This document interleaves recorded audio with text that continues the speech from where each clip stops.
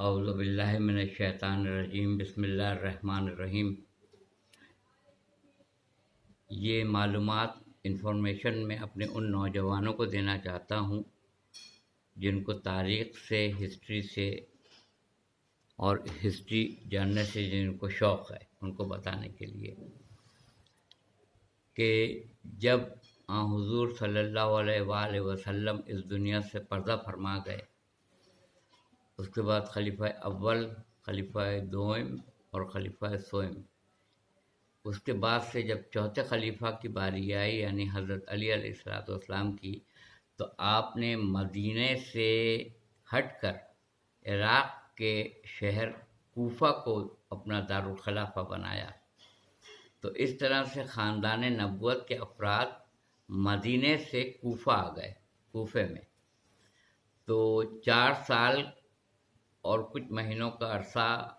آپ نے خلافت کا منصب سنبھالا، اور اسی میں کافی شورشیں ہوئیں، جنگیں بھی ہوئیں، اور کافی ہے جنگ و جدال رہا آپ کے عہد خلافت کے دوران 4 سال کچھ مہینے میں۔ پھر جب آپ کی شہادت ہو گئی، یعنی حضرت علی علیہ السلام کی شہادت ہوئی، تو اس کے بعد سے پھر اہل بیت کے افراد دوبارہ سے مدینہ منورہ آ گئے۔ مدینہ منورہ آ گئے۔ جب مدینہ منورہ آ گئے تو یہ واقعہ ہے سن 60 ہجری کا، سن 60 ہجری، اور مہینہ تھا رجب المرجب کا۔ جب 28 رجب کو امام حسین علیہ السلام نے یہ حکم دیا کہ مدینے میں کون کون ٹھہرے گا، اور میرے ساتھ سفر میں پہلے مکہ اور پھر عراق کربلا کون کون جائے گا، تو میں پہلے کلپ میں یہ سب کچھ بتا چکا ہوں کہ جو حضرت امام حسین علیہ السلام کے بھائی تھے اور حضرت علی علیہ السلام کے سلوی بیٹا تھے، ماں مختلف تھیں مگر بھائی تھے۔ حضرت حنفیہ، ان کو حکم تھا آپ مدینہ میں ٹھہریں گے۔ آپ کی بیٹی امام حسین علیہ السلام کی بیٹی شہزادی صغریٰ بنت الحسین سلام اللہ علیہ، وہ بھی مدینہ میں رک گئی تھیں۔ ام البنین لقب ہے بیٹوں کی ماں، جن کے بیٹے حضرت عباس علمدار علیہ السلام ہیں، وہ بیٹوں کی ماں تھیں، یعنی اور بیٹے بھی تھے آپ کے،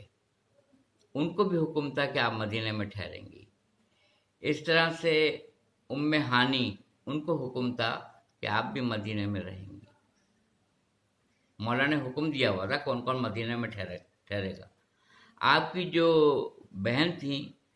جناب زینب کبریٰ سلام اللہ علیہ، ان کے شوہر حضرت عبداللہ، ان کو بھی حکم تھا کہ آپ مدینہ میں قیام کریں گے، اور جن کو مناسب سمجھا ان کو اپنے ساتھ آپ رسول اللہ کی قبر پہ پہلے گئے، وہاں سے رخصت لی، پھر ماں کی قبر پہ گئے، وہاں سے رخصت لی، جنت البقیع، وہاں سے پھر سارا قافلہ تیار ہوا۔ یہ امام حسین علیہ السلام اور آپ کے بھائی حضرت عباس علمدار اور آپ کی بہن بہنیں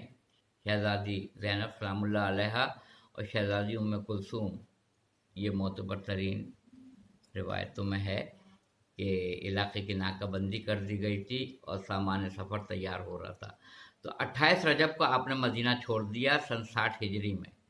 اور آپ 3 شعبان کو آپ مکہ معظمہ پہنچے حج کی نیت سے، اپنی ماں بہنوں کو لے کر، اپنی بیٹی کو لے کر، جناب سکینہ کو لے کر، آپ اہل حرم کو لے کے، اپنے اصحاب کو لے کے مکہ معظمہ پہنچے۔ مگر وہاں آپ نے یہ نوٹ کر لیا تھا کہ کچھ لوگ ایسے ہیں جو میرے قتل پہ آمادہ ہیں، اور اس طرح خاموشی سے قتل کریں گے کہ قتل کرنے والے کا چہرہ بھی واضح نہ ہو سکے کہ کس نے قتل کیا ہے، نام بھی نہ کسی کو پتہ چل سکے، بس حج کے دوران امام حسین علیہ السلام کو کسی نے شہید کر دیا، کون تھا یہ پتہ نہیں چلے۔ تو آپ جان چکے تھے، آپ امام وقت تھے، آپ نے حج کو عمرے سے تبدیل کر دیا، اور حج کو عمرے سے تبدیل کر کے آپ نے اپنے بھائی حضرت عباس جو تھے، ساری زندگی آپ امام حسین علیہ السلام کو بھائی ہونے کے باوجود آقا پکارتے تھے، آقا مولا۔ اور آپ کی یہ کیفیت ہوتی تھی کہ لوگ بتاتے ہیں کہ جیسے یہ تلوار ہے، تو آپ کا دست مبارک جو ہوتا تھا وہ شمشیر کے قبضے پہ ہوتا تھا، کہ جب کسی نے گستاخی کی امام حسین علیہ السلام کے سامنے، تو آپ نے غصے میں تلوار نکال لی کہ میرے ہوتے ہوئے کون ہو سکتا ہے جو میرے بھائی کے اوپر اس طرح کے الفاظ تیز کر کے بولے اور بات کرے۔ اور یہ بہرحال امام حسین علیہ السلام روک دیتے تھے ان کو، اور اپنے حق کی قسم دیتے تھے، تو آپ کے بھائی عباس علمدار تلوار کو نیام میں ڈال دیتے تھے دوبارہ۔ آپ نے کہا حضرت ابوالفضل عباس علیہ السلام کو 8 ذی الحج کو، جو معتبر ترین روایت ہے وہ 8 ذی الحج کی ہے، کہ اب حج کو ہم عمرے سے ہم نے بدل دیا ہے، اب ہم جائیں گے عراق میں جائیں گے۔ تو یہ سارا قافلہ تیار ہوا، اور کسی کی مجال نہیں تھی کہ قمر بنی ہاشم عباس علمدار کی موجودگی میں، اور شہزادہ علی اکبر کی موجودگی میں، اور حضرت قاسم کی موجودگی میں، اور شہزادہ اون محمد کی موجودگی میں، اور خود امام حسین علیہ السلام کی موجودگی میں کوئی بھی ایسا شخص بیویوں پہ نظر ڈال سکے، سوال ہی نہیں ہے۔ جن کے سروں کو کبھی سورج نے نہ دیکھا ہو، چاند نے نہ دیکھا ہو، اس طرح حجاب میں تھی، ایسے حجاب میں تھی، تو سارے قافلہ تیار ہوا۔ اور اب آپ کا رخ، ذوالجناح کا رخ جو تھا، مدینے سے مکہ آیا، مکے سے اب عراق کی جانب تھا، اور بہت سارے مقامات ہیں ہسٹری میں ہے کہاں کہاں آپ کا قیام ہوا۔ ایک جگہ آپ نے سلام کا جواب دیا، تو یہ سلام کا جواب آپ کی بہن جناب زینب سلام اللہ علیہ نے سن لیا۔ انہوں نے کہا کہ بھیا کس کو سلام کا جواب دیا ہے؟ تو آپ نے کہا دیکھنا چاہتی ہو بہن؟ کہا ہاں،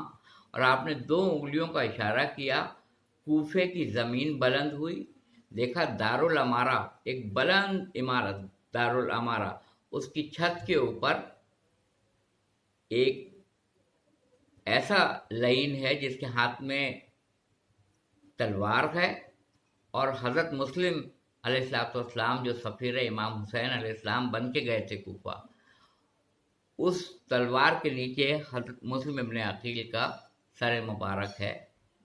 جو اب جدا ہونے والا ہے۔ تو وہیں سے آپ نے امام کو سلام کیا تھا، السلام علیکہ یا ابا عبداللہ الحسین، یا ابا عبداللہ الحسین، آپ پہ میرا سلام ہو۔ تو یہ جو مجالس کے بعد سلام کی جو رسم ہے، یہ مسلم ابن عقیل نے ڈالی تھی، حضرت مسلم ابن عقیل نے۔ تو وہاں سے آپ نے سلام کا جواب دیا، اور اس کے بعد سے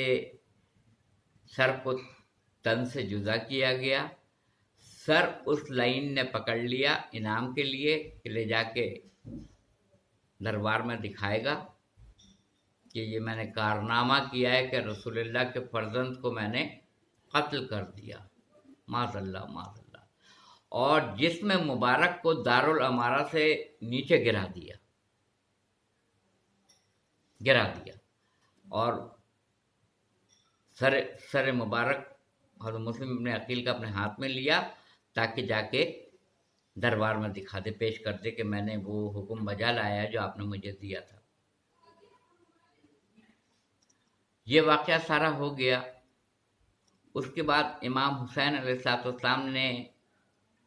جناب مسلم ابن عقیل کی صاحبزادی بیٹی کو بلایا، پیار کیا، سینے سے لگایا، تاریخ میں ہے۔ تو آپ کی بیٹی نے کہا کہ چچا جان، آج آپ کے پیار میں مجھے کچھ عجیب کیفیت محسوس ہو رہی ہے، مطلب کچھ عجیب سا مجھے اندر سے محسوس ہو رہا ہے کہ میرا بابا پردیس میں ہے، میرے بابا کی خیریت تو ہے؟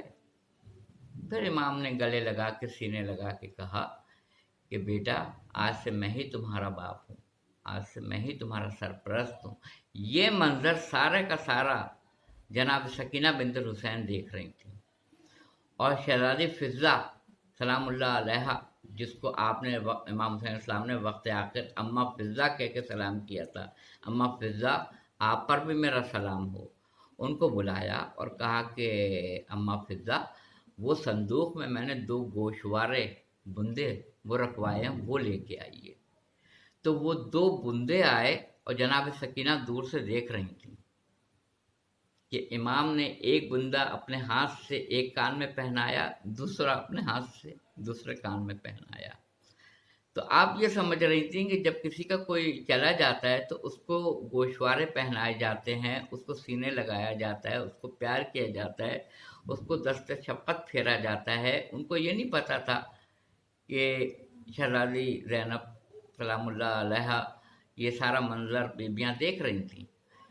یہ نہیں پتا تھا سکینہ بنت الحسین سلام اللہ علیہ کو کہ ان کے ساتھ کیا ہونے والا ہے۔ جس بیوی نے امام نے فرمایا تھا کہ مجھے وہ گھر ہی پسند نہیں ہے جہاں میری بیٹی سکینہ نہ ہو، ان کو راستے بھر تماچے اور تازیانے مارے جاتے تھے، اور یہاں تک کہ پانی دکھا کے پھینک دیا جاتا تھا، آل محمد کی تذلیل کی جاتی تھی یہ کر کے۔ اور جب شام غریبہ میں خیمے جل رہے تھے، اسباب لٹ رہے تھے، سامان لٹ رہے تھے، سب کچھ ہو رہا تھا، تو 2 اشقیاء اس طرف،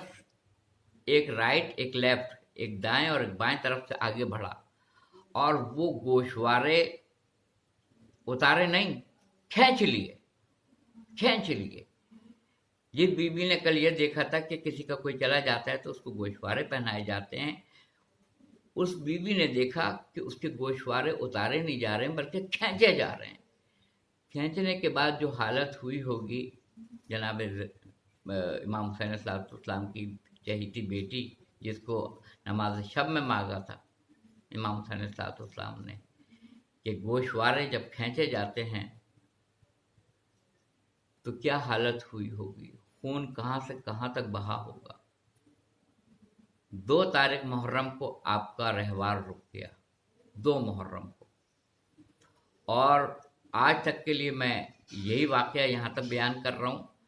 آج 1 محرم ہے جو اختتام پذیر ہے، 2 محرم کا سلسلہ کل انشاءاللہ تعالی میں آپ کی خدمت میں پیش کروں گا۔ وآخر دعوانا الحمدللہ رب العالمین۔